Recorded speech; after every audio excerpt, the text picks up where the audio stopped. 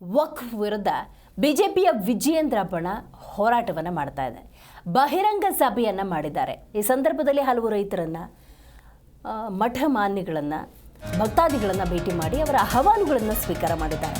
ಕಲಘಟಕಿ ತಾಲೂಕಿನ ಮಿಶ್ರಿಕೋಟೆಯಲ್ಲಿ ಬಹಿರಂಗ ಸಭೆ. ಹುಬ್ಬಳ್ಳಿ ಸಮೀಪದ ಮಿಶ್ರಿಕೋಟೆ ಗ್ರಾಮದಲ್ಲಿ ನಮ್ಮ ಭೂಮಿ ನಮ್ಮ ಹಕ್ಕು ಘೋಷವಾಕ್ಯದಡಿ ಪ್ರೊಟೆಸ್ಟ್ ಅನ್ನು ಮಾಡ್ತಿದ್ದಾರೆ. ಛಲವಾದಿ ನಾರಾಯಣಸ್ವಾಮಿ ನೇತೃತ್ವದಲ್ಲಿ ಪರಿಶೀಲನಾ ಸಭೆ ಕೂಡ ನಡೆದಿದೆ. ನೆಲ ನರೇಂದ್ರ ಬಾಬು, ಸಿ.ಟಿ. ರವಿ, ನಳಿನ್ ಕುಮಾರ್ ಕಟೀಲ್, ಮಹೇಶ್ ತೆಂಗಿನಕಾಯಿ ಹೀಗೆ ಶಾಸಕರು, ಮುಖಂಡರು ಕೂಡ ಭಾಗಿಯಾಗಿದ್ದಾರೆ ಈ ಬಹಿರಂಗ ಸಭೆಯಲ್ಲಿ. ಇಲ್ಲಿ ಮಾಡೋದಿಷ್ಟೇ, ಈಗ ಯತ್ನಾಳ್ ಟೀಮ್ ಮಾಡ್ತಲ್ಲ ಅದೇ ರೀತಿಯ ಕೆಲಸ. ಒಂದು ತಂಡ ಜನರ ಬಳಿಗೆ ಹೋಗುತ್ತೆ, ಏನೇನು ಅವ್ಯವಸ್ಥೆಗಳಾಗಿದೆ ಇದೆಲ್ಲವನ್ನ ಆಲಿಸುತ್ತೆ, ವರದಿ ಸಿದ್ಧಪಡಿಸ್ಕೊಳ್ಳುತ್ತೆ. ಆ ವರದಿಯನ್ನು ಹೈಕಮಾಂಡ್ಗೆ ಕೊಡುವಂತಹ ಪ್ರಯತ್ನ. ಸೊ ವಿಜಯೇಂದ್ರ ಟೀಮ್ ಬಹಿರಂಗ ಸಭೆಯನ್ನು ಮಾಡಿದೆ. ಹುಬ್ಬಳ್ಳಿಯ ಸಮೀಪದ ಮಿಶ್ರಿಕೋಟೆ ಗ್ರಾಮದಲ್ಲಿ ಹೋರಾಟಕ್ಕೆ ಸಿದ್ಧತೆ. ನಮ್ಮ ಭೂಮಿ ನಮ್ಮ ಹಕ್ಕು ಘೋಷವಾಕ್ಯದ ಅಡಿಯಲ್ಲೇ ಈ ಪ್ರೊಟೆಸ್ಟ್ ಮುಂದುವರಿಯುತ್ತೆ. ನೀವು ಈ ದೃಶ್ಯದಲ್ಲಿ ಗಮನಿಸ್ತಾ ಇದ್ದೀರಿ. ಛಲವಾದಿ ನಾರಾಯಣಸ್ವಾಮಿ ನೇತೃತ್ವದಲ್ಲಿ ಒಂದು ತಂಡವನ್ನು ಸಿದ್ಧಪಡಿಸಿಕೊಳ್ಳಲಾಗಿದೆ. ಇದು ಪರಿಶೀಲನಾ ಸಭೆಯನ್ನು ಮಾಡ್ತಾರೆ. ನೆಲ ನರೇಂದ್ರ ಬಾಬು, ಸಿ.ಟಿ. ರವಿ, ನಳಿನ್ ಕುಮಾರ್ ಕಟೀಲ್, ಮಹೇಶ್ ತೆಂಗಿನಕಾಯಿ ಶಾಸಕರು, ಮುಖಂಡರು ಕೂಡ ಭಾಗಿಯಾಗಿದ್ದಾರೆ. ಹಲವು ರೈತ ಮುಖಂಡರು ಕೂಡ ಇವರಿಗೆ ಸಾಥ್ ಕೊಟ್ಟಿದ್ದಾರೆ.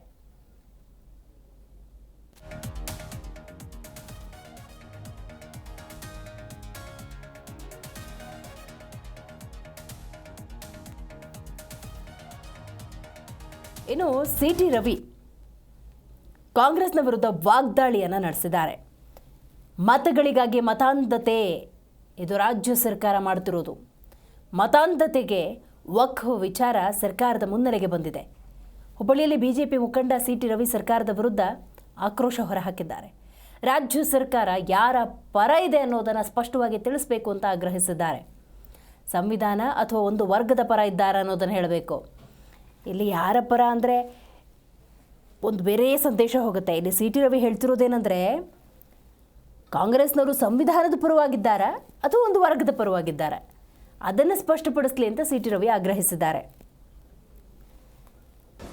ವಿಶ್ವೇಶ್ವರಯ್ಯನವರು ಓದಿದ ಶಾಲೆ ಮುದ್ದೇನಹಳ್ಳಿ, ಆ ಶಾಲೆ ಇವತ್ತು ವರ್ಕ್ ಪ್ರಾಪರ್ಟಿ ಅಂತ ಡಿಕ್ಲೇರ್ ಮಾಡ್ಕೊಂಡಿದ್ದಾರೆ. ಕನ್ನಡ ಶಾಲೆ, ಆಸ್ಪತ್ರೆ, ಕೆರೆ ಇವೆಲ್ಲವೂ ವರ್ಕ್ ಪ್ರಾಪರ್ಟಿ ಅಂತ ಡಿಕ್ಲೇರ್ ಮಾಡ್ಕೊಂಡಿದ್ದಾರೆ. ದಾನ ಕೊಟ್ಟು ಜಮೀನನ್ನ ನಿರ್ವಹಣೆ ಮಾಡೋದಕ್ಕೆ ವಕ್ಫ್ ಬೋರ್ಡ್ ಸ್ಥಾಪನೆ ಆಗಿತ್ತು.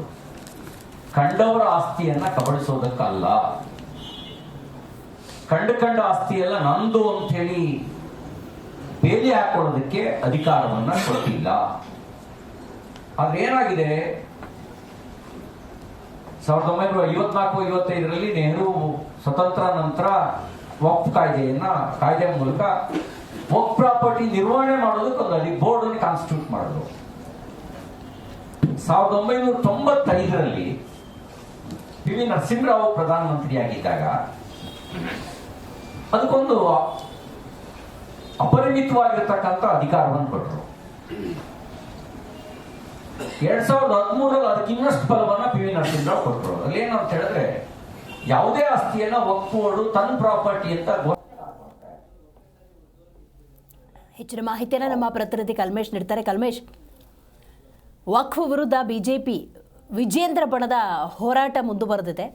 ಸೊ ಎಲ್ಲಿ ಸಭೆಯನ್ನು ಸೇರಿದ್ರು, ಯಾವ ರೀತಿಯ ಸಭೆ ಇದು, ಯಾರೆಲ್ಲ ಭಾಗಿಯಾಗಿದ್ರು, ಯಾವ ಪ್ರಮುಖ ವಿಚಾರಗಳ ಚರ್ಚೆ ನಡೆದಿದೆ, ಈಗ ಜನಸಾಮಾನ್ಯರ ಬಳಿ ತಂಡ ಹೋಗುತ್ತಾ ಹೇಗೆ? ದಿವ್ಯಾ, ಇದು ಸಾಕಷ್ಟು ಚರ್ಚೆಗೆ ಗ್ರಾಸವಾದ ವಿಚಾರ. ಯಾಕಂದ್ರೆ ಬಿಜೆಪಿಯಲ್ಲಿ ಬಣ ಬರದಾಟ ಆರಂಭವಾದ್ರೆ ಇನ್ನೊಂದು ಬಣ ಇವತ್ತು ವಿಜೇಂದ್ರ ಅವರ ಬಣ ಇವತ್ತು ಹುಬ್ಬಳ್ಳಿಯ ಕಲಘಟಕಿ ತಾಲೂಕಿನ ಮಿಶ್ರಿಕೋಟೆಯಲ್ಲಿ ಒಂದು ಸಭೆಯನ್ನ ಮಾಡ್ತಿದೆ. ಸಭೆಯಲ್ಲಿ ಸಾಕಷ್ಟು ಅಹವಾಲುಗಳನ್ನು ಸ್ವೀಕರಿಸಿದೆ. ಜನರ ಬಳಿಯೇ ಹೋಗಿ ಇವತ್ತು ಅಹವಾಲು ಸ್ವೀಕರಿಸಿದ್ದು ಸಾಕಷ್ಟು ವಿಶೇಷತೆಯನ್ನು ಪಡೆದಿರುವುದು. ಛಲವಾದಿ ನಾರಾಯಣಸ್ವಾಮಿ, ಸಿ.ಟಿ. ರವಿ, ನಳಿನ್ ಕುಮಾರ್ ಕಟೀಲ್, ನೆಲ ನರೇಂದ್ರ ಬಾಬು ಸೇರಿದಂತೆ ಅನೇಕ ನಾಯಕರು, ಬಿ.ಸಿ. ಪಾಟೀಲ್ ಸಹ ಭಾಗವಹಿಸಿದ್ರು. ಮಹೇಶ್ ತೆಂಗಿನಕಾಯಿ ಶಾಸಕರು ಸೇರಿದಂತೆ ಅನೇಕ ಪದಾಧಿಕಾರಿ, ರಾಜ್ಯ ಮಟ್ಟದ ಪದಾಧಿಕಾರಿ ಇವತ್ತು ಭಾಗವಹಿಸಿ ಅಲ್ಲಿ ರಾಜ್ಯ ಸರ್ಕಾರ ವಕ್ಫ್ ವಿಚಾರದಲ್ಲಿ ಏನೆಲ್ಲ ನಡೆದುಕೊಂಡಿದ್ದ ಬಗ್ಗೆ ಸಮಗ್ರವಾಗಿ ಎಳೆಯಾಗಿ ಬಹಿರಂಗ ಸಭೆಯಲ್ಲಿ ಎಲ್ಲಾ ನಾಯಕರು ಮಾತನಾಡಿದ್ದಾರೆ. ವಿಶೇಷವಾಗಿ ಸಿ.ಟಿ. ರವಿ ಸಹ ಈ ಬಗ್ಗೆ ಪ್ರತಿಕ್ರಿಯೆ ಕೊಟ್ಟಿದ್ದಾರೆ. ವಕ್ಫ್ ವಿಚಾರದಲ್ಲಿ ಏನು ಸರ್ಕಾರ ಯಾವ ರೀತಿ ಸ್ಪಷ್ಟತೆಯನ್ನು ಪಡಿಸಬೇಕು, ಇದೊಂದು ರೀತಿ ಮತಗಳನ್ನ ಪಡೆಗೋಸ್ಕರ, ಮತಾಂಧತೆಗೋಸ್ಕರ ಈ ವಕ್ಫ್ ವಿಚಾರನ ಮುನ್ನೆಲೆಗೆ ತರ್ತಾ ಇದೆ. ಇದಕ್ಕೆ ಯಾವುದೇ ಆಧಾರ ಇಲ್ಲ.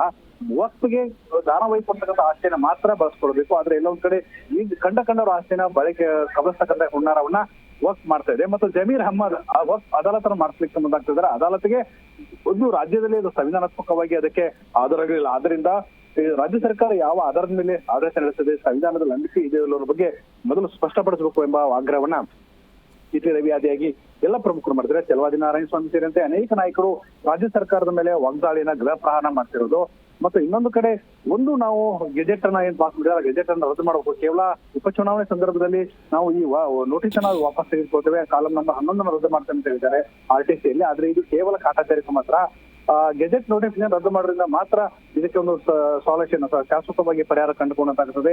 ಹಿಂದೆ ಗೆಜೆಟ್ ಅನ್ನ 1974 ಗೆಜೆಟ್ ಪಾಸ್ ಮಾಡಿದ್ರು. ಆ ಗೆಜೆಟ್ ಅನ್ನ ರದ್ದು ಮಾಡಬೇಕು. ಇವ್ರಿಗೆ ಆಗದೆ ಇದ್ರೆ ಅದನ್ನ JTC ಕಮಿಟಿ ಮಾಡಿದ್ರೆ ಅದು ಉನ್ನತವಾದ ಸಮಿತಿ ಆಗಿದೆ, ಸೆಂಟ್ರಲ್ ಗೌರ್ಮೆಂಟ್ ಅದಕ್ಕೆ ಕಳಿಸಬೇಕಾಗ್ತದೆ, ಫಾರ್ವರ್ಡ್ ಮಾಡಲಿ. ಅದನ್ನ ಸರ್ಕಾರ ಕೇಂದ್ರ ಸರ್ಕಾರ ನೋಡ್ಕೊಳ್ತದೆ.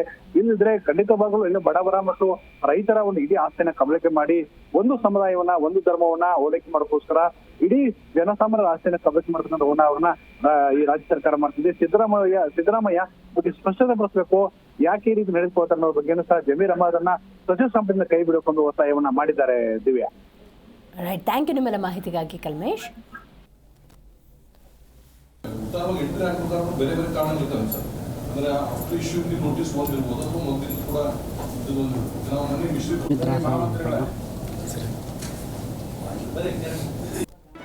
ಜಿ ಕನ್ನಡ ನ್ಯೂಸ್ ಈಗ ನಿಮ್ಮ ಮನೆಯಲ್ಲೇ ನೋಡಿ. ಎಲ್ಲ ಕೇಬಲ್ಗಳಲ್ಲಿ ಈಗ ಲಭ್ಯ.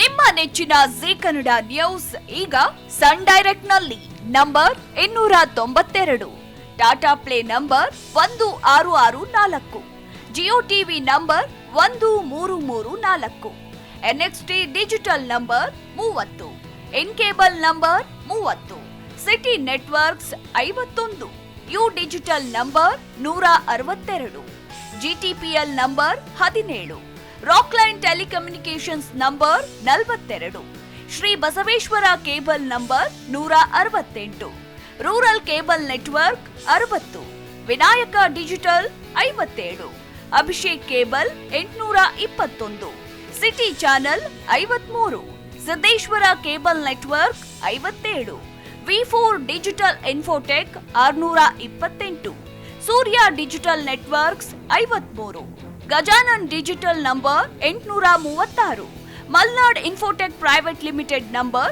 56, Metrocast number 830, Victory digital number 167ರಲ್ಲಿ ನೋಡಿ ಆನಂದಿಸಿ.